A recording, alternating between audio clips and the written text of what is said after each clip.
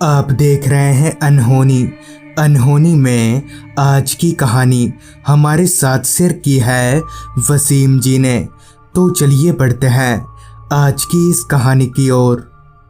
वसीम जी बताते हैं कि वो 10 जुलाई 2006 की रात थी जब मुझे किसी ज़रूरी काम के चलते अपने घर से लगभग 25 किलोमीटर दूर जाना पड़ा।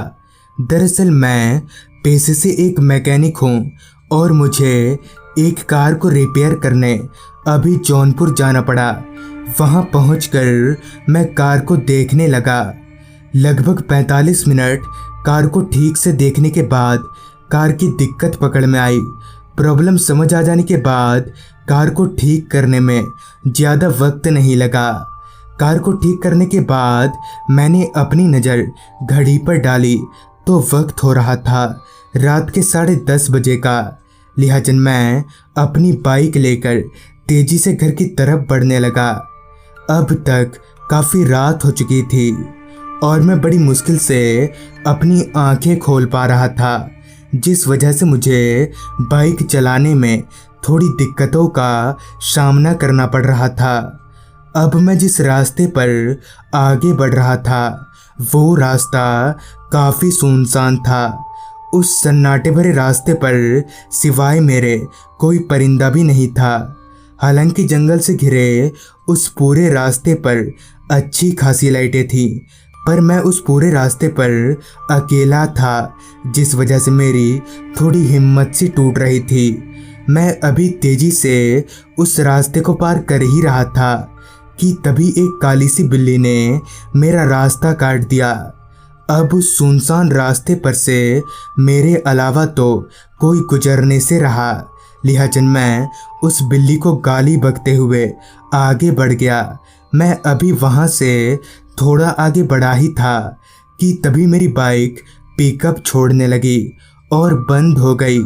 मैं अभी बाइक को देख ही रहा था कि तभी मुझे दाईं ओर की झाड़ियों में कुछ हलचल होती दिखी। मुझे लगा कि शायद कोई जंगली जानवर होगा, लिहाजा मैं उसे अनदेखा करते हुए बाइक को देखने लगा कि तभी बाइक को चालू करने पर बाइक स्टार्ट हो गई, जिससे मेरे में थोड़ी हिम्मत आई। पर हैरानी की बात तो ये थी कि एक्सीलेटर देने के बावजूद भी बाइक उस जगह से 1 इंच भी आगे नहीं बढ़ पा रही थी। अब मुझे कुछ समझ नहीं आ रहा था कि आखिर मेरे साथ हो क्या रहा है। अभी मैं परेशान हो ही रहा था कि तभी मेरी नज़र बाइक के साइड मिरर पर गई, जहां किसी औरत ने मेरी बाइक को पीछे से पकड़ रखा था। पर यह कैसे हो सकता था? आखिर कोई औरत बाइक को कैसे रोक सकती थी? कि तभी उस औरत का चेहरा बदलने लगा और उसकी आंखें दूध जैसी सफ़ेद हो गईं। उसके इस भयानक चेहरे को देखकर मैं सकपका गया और डर से मेरा शरीर ठंडा पड़ने लगा कि तभी उस चुड़ैल ने मुझे गले से उठाकर दूर फेंक दिया।